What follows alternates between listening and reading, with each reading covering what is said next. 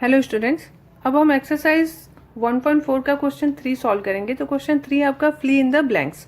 तो यहाँ पे कुछ ब्लैंक्स दिए हुए हैं जिसको आपको फिल करना है। तो सबसे पहले हम देखते हैं 369 divided by dash equal to 369। तो इस ब्लैंक में ऐसा हम क्या रखेंगे कि आंसर आपका 369 आना चाहिए। ठीक है, तो ये पॉजिटिव इंटीजर है, यानी यहाँ पे आप ये सोचेंगे या आपको पता होगा कि ये भी पॉजिटिव, तो यहाँ पे भी आपको पॉजिटिव इंटीजर ही चाहिए क्योंकि आंसर आपका क्या है, पॉजिटिव इंटीजर में है। तो हम किस तरीके से इसको सॉल्व कर सकते हैं, मान लो हम यहाँ पे x मान लेते हैं। ठीक है, तो क्या हो जाएगा 369 डिवाइडेड बाय x हो जाएगा इक्वल टू 369 डिवाइडेड बाय 1। ठीक है, तो इसको इसके साथ गुणा करेंगे, इसको इसके साथ गुणा करेंगे, तो ये आपका क्या हो जाएगा 369 into x equal to 369 into 1। ठीक है, तो x इक्वल टू क्या हो जाएगा 369 इंटू 1 करेंगे तो 1 एक ही आएगा, और यहाँ पे ये मल्टीप्लाई है तो इसके नीचे आ जाएगा डिवीजन में। ठीक है, तो यहाँ देखेंगे तो 1 ये कैंसिल हो जाएगा कितने बार में, 1 बार में, तो यहाँ पे आंसर आपका आएगा 1। तो x की वैल्यू 1 होगी, यानी यहाँ पे आंसर आएगा आपका 1। ठीक है, तो 369 डिवाइडेड बाय 1 होगा, तो अब आपका आंसर आएगा 369। तो इस तरीके से जो है आप फाइंड आउट कर सकते हैं कि या इस ब्लैंक पे आपका क्या आएगा। ठीक है, तो अगर हम इसकी वैल्यू x मान लेते हैं और इस तरीके से 369 divided by x equal to हो जाएगा, फिर 369 अपॉन 1 रख सकते हैं। फिर 369 हमको पता है कि इसका तिर्या का गुणा यानी हो सकता है इसका इसके साथ गुणा, इसका इसके साथ, तो इस तरीके से जो है आप इसको फाइंड कर सकते हैं। अब उसी तरीके से b देखें तो b भी है -75 divided by x equal to -x1। तो अब यहाँ पे हम क्या रखें, -1 आपका आंसर आना चाहिए। ठीक है, तो ये आपका नेगेटिव है, तो यहाँ पे डेफिनेटली आपका पॉजिटिव होगा, तभी आपका जो है नेगेटिव में आंसर आएगा। तो हम मान लेते हैं यहाँ पे x। ठीक है, तो अब क्या होगा आपका -75 divided by x equal to -1 divided by 1। तो अब फिर से वैसे गुणा हो जाएगा, तो क्या हो जाएगा -75 into 1 equal to x into -1। ठीक है, तो ये आपका क्या हो जाएगा, इंटू मल्टीप्लीकेशन होगा तो -75 डिवाइडेड बाय ये आपका -1 यहाँ आ जाएगा इक्वल टू x। अब यहाँ देखें दोनों में नेगेटिव है, तो नेगेटिव नेगेटिव कैंसिल हो जाएगा, पॉजिटिव आ जाएगा, तो x की वैल्यू आपकी क्या आ जाएगी 75। तो यहाँ पे आपका 75 अगर होगा तब जो है इसका आंसर क्या हो जाएगा -1 होगा, यानी -75 को जब हम 75 से डिवीजन करेंगे तब आपको उसका आंसर आएगा -1। तो इस तरीके से जो है आप इसको फाइंड कर सकते हैं। ठीक है, अब हम नेक्स्ट देखते हैं c। तो c भी है आपका -206 डिवाइडेड बाय, हम इसको भी x मान लेते हैं कि x रखेंगे तो उसकी वैल्यू जो है फाइंड हो जाएगी। तो इस तरीके से फिर से इसको सॉल्व करें तो -206 divided by x equal to 1/1 equal to क्या हो जाएगा, इसका इसके साथ, इसका इसके साथ, तो -206 into 1 equal to x into 1। ठीक है, तो क्या हो जाएगा आपका -206 divided by 1 equal to x। तो अगर हम x की वैल्यू 1 के नीचे अगर डिनोमिनेटर में है तो उसका कोई अर्थ नहीं होता। ठीक है, उसकी कोई वैल्यू नहीं होती। तो यहाँ पे आपका क्या हो जाएगा x इक्वल टू -206। तो इस x की वैल्यू अगर हम -206 रखेंगे तो जो है आपका आंसर कितना आएगा 1 आएगा। तो यहाँ पे आपका क्या हो जाएगा -206। ठीक है, अब हम नेक्स्ट देखते हैं। नेक्स्ट है आपका -87। ठीक है, तो -87 डिवाइडेड बाय, अब यहाँ पे भी हम वैल्यू क्या मान लेते हैं, x मान लेते हैं। ठीक है, यहाँ पे x वैल्यू मान लेते हैं, तो x के रखेंगे तो -87 divided by x equal to 87 upon 1। ठीक है, फिर से इसके साथ इसका गुणा होगा, इसके साथ इसका, तो -87 इंटू 1 इक्वल टू क्या हो जाएगा आपका 87 इंटू x। तो x की वैल्यू फाइंड करनी है, तो -87 यानी इंटू करेंगे तो -87 ही आएगा 1 से, और 87 इक्वल टू x। तो ये कैंसिल हो जाएगा, तो आंसर कितना आएगा -1। तो x की वैल्यू क्या आएगी -1। तो अगर x की वैल्यू -1 होती है तो अगर हम -87 को -1 से डिवीजन करेंगे तो उसका आंसर क्या आएगा आपका 87 आएगा। उसी तरीके से अब नेक्स्ट e फाइंड करते हैं। e आपका dash divided by 1 equal to -87। तो यहाँ पे हम मान लेते हैं x है। ठीक है, तो क्या हो जाएगा x divided by 1 equal to -87 divided by 1। तो इसका इसके साथ गुणा होगा, इसका इसके साथ गुणा हो जाएगा, तो क्या हो जाएगा x into 1 equal to -87 into 1। तो x की वैल्यू क्या हो जाएगी, -87 डिवाइडेड बाय 1 होगा, यानी x की वैल्यू क्या आ जाएगी, -87। तो यहाँ पे -87 अगर हम रखेंगे x की वैल्यू, तो जो है उसको अगर 1 से डिवीज़न करेंगे तो इसका आंसर क्या आ जाएगा, -87 आएगा।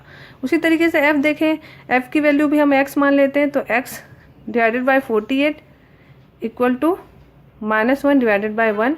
तो इसका इसके साथ गुणा होगा, तो x into 1 equal to 48 into -1, ठीक है। तो x इक्वल टू क्या हो जाएगा, इस 48 इंटू -1 क्या हो जाएगा, -48 डिवाइडेड बाय 1।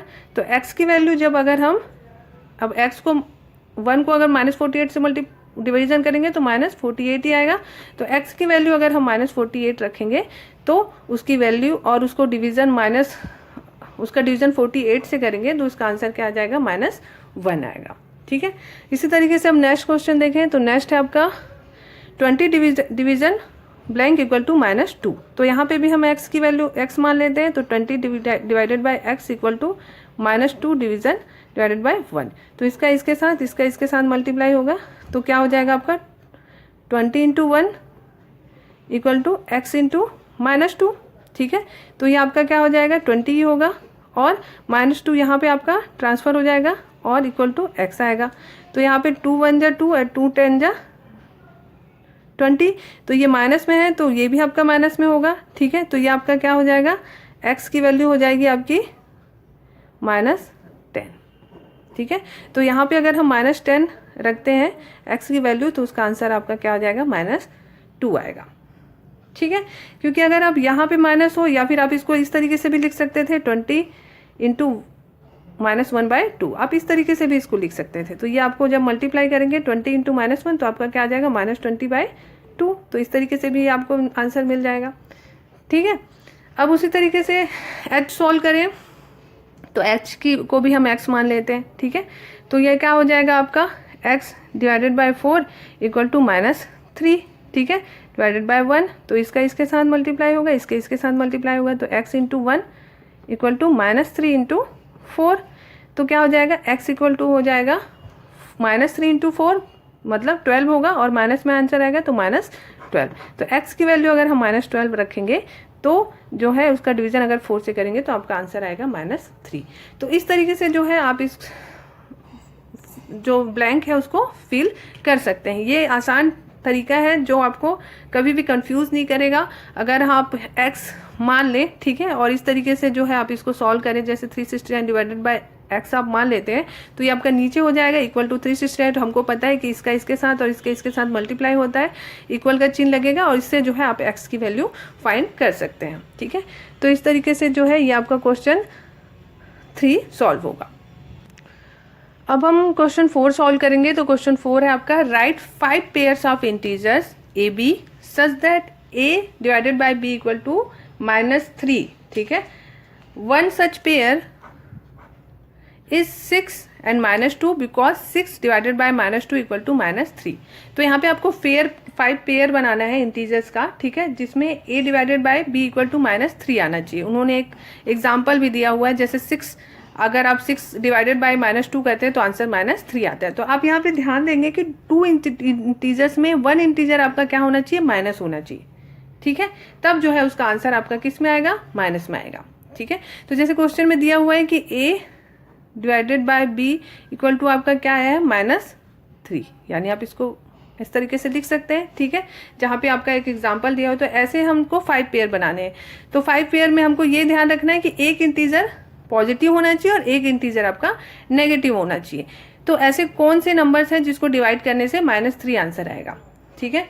तो सबसे पहले हम देखते हैं -9 डिवाइडेड बाय 3 + 3। तो इस तरीके से हम करेंगे डिवीजन, तो -3 आएगा। उसी तरीके से हम जो है -12